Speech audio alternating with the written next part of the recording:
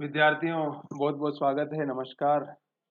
UGC net Hindi की परीक्षा की तैयारी के लिए मैं हाजिर हूँ आपके लिए हिंदी निबंध की विकास की पूरी परंपरा पर बातचीत करने के लिए।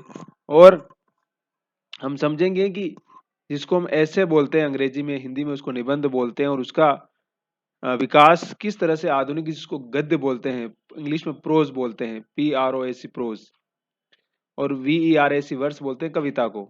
ठीक है। तो हिंदी जो प्रोज है, जिसको गद्य बोलते हैं, उस गद्य के आने के साथ ही लेखन में और पूरी सामाजिक, सांस्कृतिक और राजनीतिक जो चेतना थी समाज की, लेखन की, सोचने समझने के तरीके की, उसमें किस तरह से बुनियादी परिवर्तन घटित होता चला जाता है। और कहीं न कहीं गद्य जीवन संघर्ष की महाआख्यान की भाषा बन करके कैसे उभरता है, और निबंध के न जाने कितने आयाम हमारे सामने उभर कर आते हैं। और उसके आने के साथ ही एक जो बौद्धिक चिंतन करने का जो तरीका है, लिखने का जो तरीका है, किसी बात को कहने का जो तरीका था, उसमें किस तरह से कह सकते हैं कि एक बहुत महत्वपूर्ण परिवर्तन घटित होता है निबंध के आगमन के साथ ही। ठीक है। तो निबंध संस्कृत से लोग कहते हैं कि आता है, और इसके बारे में कंपोजिशन भी ऐसे कहा गया। हजारी प्रसाद द्विवेदी के अनुसार संस्कृत में भी निबंध का साहित्य है। प्राचीन संस्कृत साहित्य में धर्मशास्त्रीय सिद्धांतों में तर्क की व्याख्या की गई है। तो इस प्रकार से निबंध को लेकर के, या निबंध की जो विशेषता है उसको लेकर के जो परंपरा रही है संस्कृत साहित्य में भी, तो उनका कहना है कि वहां भी इस तरह से अपनी बात रखने का तरीका पहले था, ऐसा बताते हैं लोग।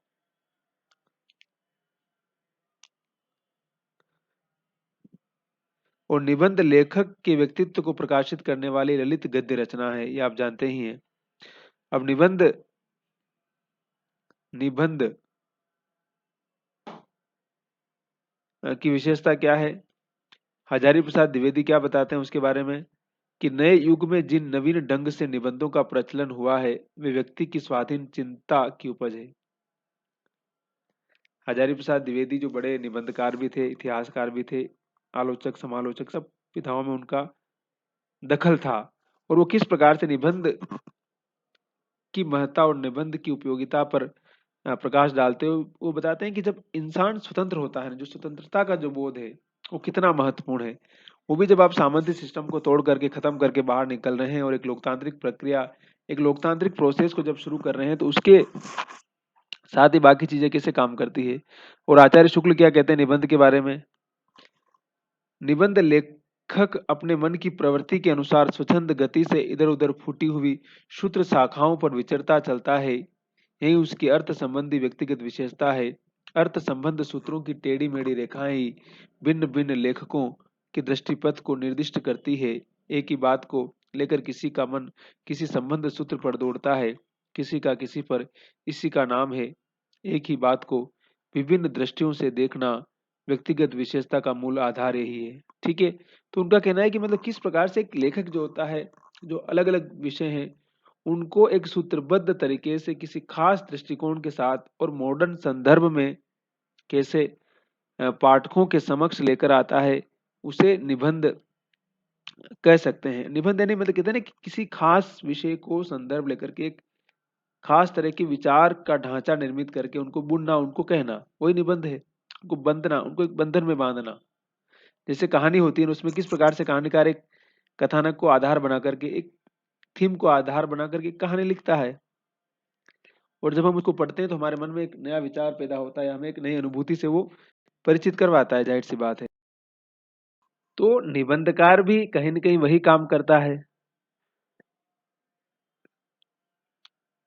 अब साहित्य कोश, हिंदी साहित्य कोश में क्या कहा गया है, लेखक बिना किसी संकोच के अपने पाठकों को अपने जीवन अनुभव सुनाता है और उन्हें आत्मीयता के साथ उनमें भाग लेने के लिए आमंत्रित करता है।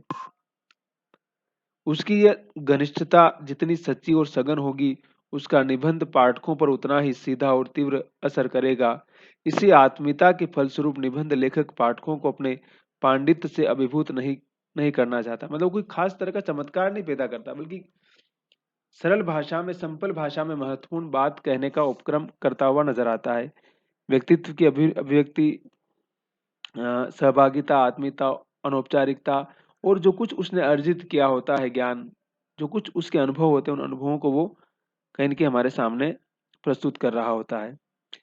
हिंदी साहित्य में भारतेंदु और उनके सहयोगियों ने निबंध लिखे और वो परंपरा किस प्रकार से गद्य की एक नई दिशा प्रस्तुत करती है। ठीक। और मैंने कहा ना कि कहीं न कहीं खड़ी बोली भाषा के साथ-साथ नए विचार को लेकर आना, आधुनिक मनुष्य की स्वतंत्रता की बात करना, नए जीवन मूल्यों की बात करना, स्वाधीन भारतीय चेतना की बात करना, सामंती मूल्यों का प्रतिकार करना और लोक चेतना, जन चेतना की बात करना, कहीं न कहीं आम आदमी के महत्व का प्रतिपादन करना और तमाम तरह के डिस्क्रिमिनेशन को, भेदभाव को खत्म करने की बात करना। और इस भेदभाव को खत्म करने का मतलब है कि जब तक आप उस सिस्टम को चुनौती नहीं देंगे, जब तक उस सिस्टम को आप खत्म नहीं करेंगे, जो कि अपने आप को विधिवत रूप से एक भेदभाव के आधार पर स्थापित करके उसको लेजिटिमेसी देते हुए खड़ा है। चाहे वो सामंती सिस्टम हो, चाहे अंग्रेजी साम्राज्यवाद का औपनिवेशिक सिस्टम हो, चाहे हमारी वर्ण व्यवस्था हो, चाहे किसी भी तरह की जो हायरार्की है, हेजेमनी है जो समाज में इस प्रकार के डिस्क्रिमिनेशन को पैदा करती है, भेदभाव को पैदा करती है, शोषण को पैदा करती है, एब्यूजिंग को प्रमोट करती है, प्रोवोक करती है। ठीक है? तो जब भी हम इस चेतना के साथ आगे बढ़ते हैं, तो इसलिए देखिए आधुनिक साहित्य का महत्व इसी कारण से कि रीतिकालीन जो साहित्य है वो कहीं न कहीं राजा-महाराजाओं के दरबार में अपनी हाजिरी दे रहा था। लेकिन आधुनिक साहित्य जनता की चेतना, जनता के सरोकारों के साथ आम आदमी की स्वतंत्रता, उसके अधिकार, उसकी चेतना, उसके तमाम संदर्भों की बात करता है। देखिए इसलिए इन चीज़ों को समझना बहुत ज़रूरी है। हम कई बार बहुत पढ़ लिख जाते हैं लेकिन हमें इस तरह की चीज़ों की जानकारी नहीं होती है। हम जन सरोकारों को समझ नहीं पाते हैं। हम भारतीय समाज की जो सांस्कृतिक, सामाजिक, आर्थिक जो तमाम विविधता है, जो तमाम जो उसके जो सरोकार हैं, उन सारी चीज़ों को समझना कितना ज़रूरी है हमारे लिए। अगर हम उन सारी चीज़ों को नहीं समझ पा रहे हैं या उन सारी चीज़ों को समझने की हमारे पास चेतना नहीं है, तो फिर हमारा ज्ञान समझिए कि अधूरा ही होगा। और जो प्रमुख निबंधकार हैं, उनके नाम बता देता हूँ मैं। भारतेंदु है, प्रताप नारायण मिश्र हैं, बालकृष्ण भट्ट हैं, बाल मुकुंद गुप्त है, सरदार पूर्ण सिंह है, महावीर प्रसाद द्विवेदी है, चंद्रधर शर्मा गुलेरी हैं, जिनकी कहानी आपको पता ही है, उसने कहा था। 1915 में आई थी, बहुत फेमस कहानी है। हजारी प्रसाद द्विवेदी है, शुक्ल जी हैं, महादेवी वर्मा है, कुबेरनाथ राय हैं, विद्यानिवास मिश्र है, नंदुलारे वाजपेयी हैं, हजारी प्रसाद द्विवेदी हैं, सुदर्शन मजीठिया है, तमाम लोग हैं, बहुत सारे निबंधकार हैं, कोई उनकी कमी नहीं है हमारे पास। और ललित निबंध, ललित यानी कि जिसमें लालित है, जिसमें सुंदरता, सौंदर्य का वर्णन करता हो निबंधकार। निबंध के बहुत सारे प्रकार है ना, वैचारिक निबंध भी लिख रहे हैं आप, कुछ अलग तरह के निबंध भी लिख रहे हैं, है ना? तो उन सारी चीज़ों को समझ, रामविलास शर्मा निबंधकार थे, ललित निबंधकार थे, है ना? महादेव वर्मा की बात हम कर ही चुके हैं। प्रसाद ने लिखा है और तमाम लोग थे जिन्होंने, हिंदू खुद अपने ज़माने में तमाम निबंध लिख रहे थे। लेवी, प्राण लेवी आपने नाम सुना ही होगा। स्वर्ग में विचार सभा का अधिवेशन, ईश्वर बड़ा विलक्षण है ना? बालकृष्ण भट्ट, चढ़ती उम्र, ईश्वर भी क्या ठठोल है, मेला ठेला, प्रताप नारायण मिश्र, बूढ़ापा, धोखा, बद्री नारायण की बात कर रहे थे हम, उत्साह, अवलंब सारे लिख रहे थे। फिर अजायब प्रसाद द्विवेदी बड़े निबंधकार थे, आपको पता ही। चंद्रधर शर्मा गुलेरी की बात हम कर ही चुके हैं। कछुआ धर्म है। फिर शुक्ल जी की बात तो हमने की है, शुक्ल जी ने बहुत सारे निबंध लिखे हैं। कविता क्या है, उत्साह, ईर्ष्या, प्रेम, तमाम लिखे उन्होंने। और उनका जो मनुष्य के जो तमाम मनोविकार हैं उनको लेकर के उन्होंने निबंध लिखे हैं। देखिए महावीर प्रसाद द्विवेदी ने क्या लिखा है, कविता है, साहित्य संदर्भ है, ये लिखा है।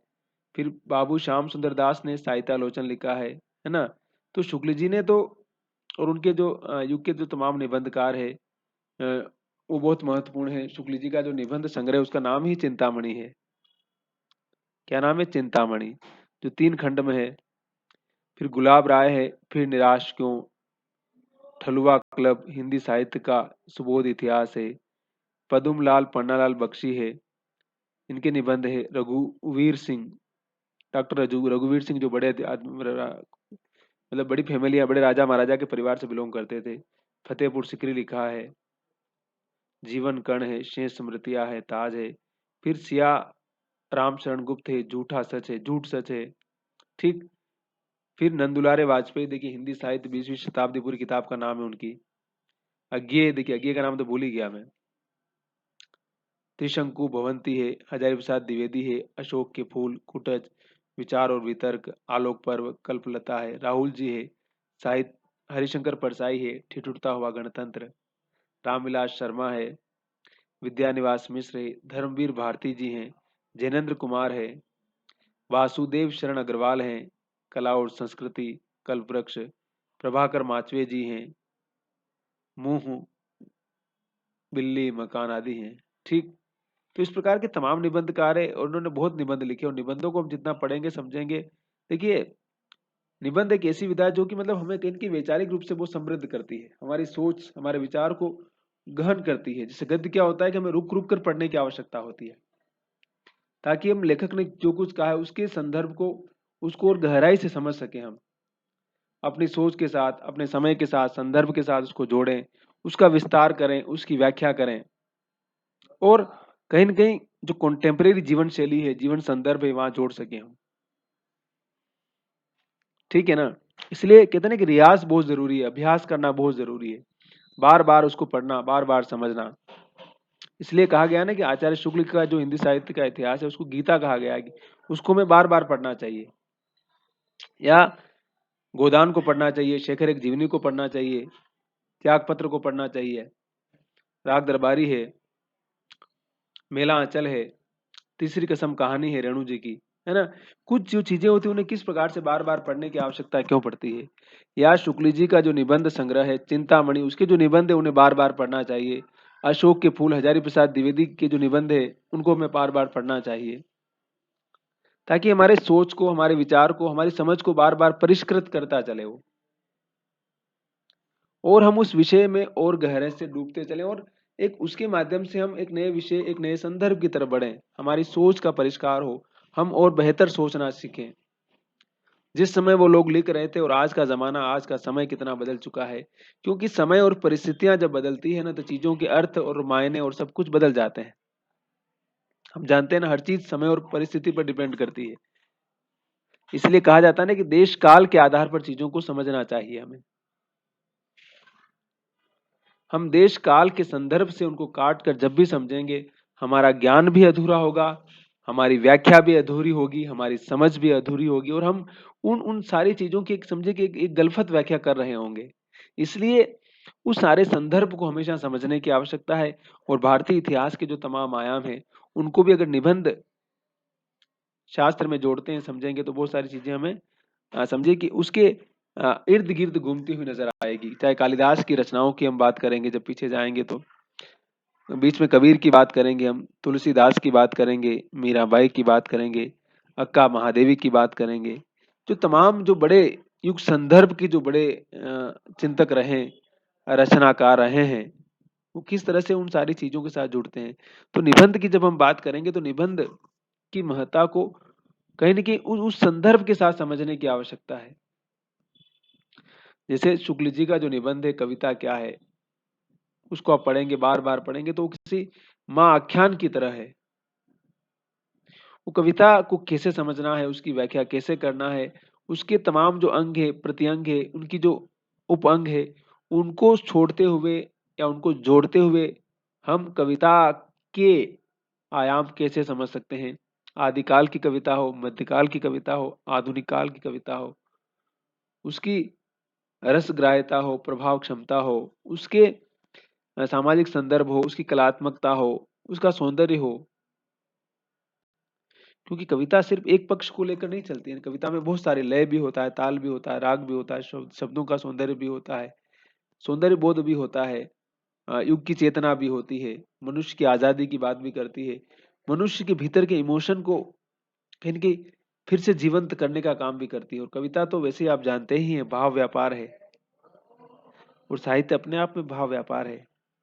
तो उस सारे संदर्भ को समझने की आवश्यकता है। अगर हम उसके साथ जाएंगे, जुड़ेंगे, तो हमें बहुत सारी चीजें समझ में आएगी। वीडियो पूरा देखिए, लाइक सब्सक्राइब शेयर कीजिए, और हम मिलते हैं अगले वीडियो में।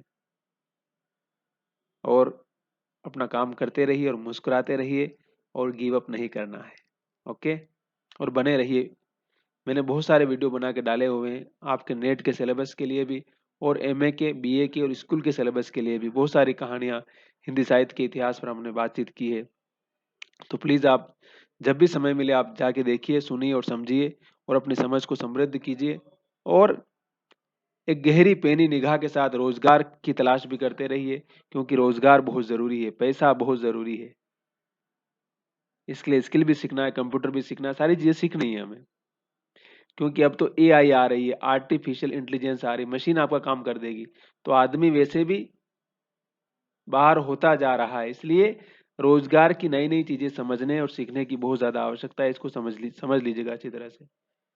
पुरानी चीजों पर ही निर्भर नहीं रहना है, हमें चीजों की निर्भरता को बदलना है, उस संदर्भों को बदलना है। ठीक। तो लगे रहिए और बढ़ते रहिए और मुस्कुराते रहिए और हंसते रहिए, और हमारे चैनल पर आइए, लाइक सब्सक्राइब शेयर कीजिएगा, कमेंट जरूर कीजिएगा, इसमें कंजूसी नहीं करना है। यस।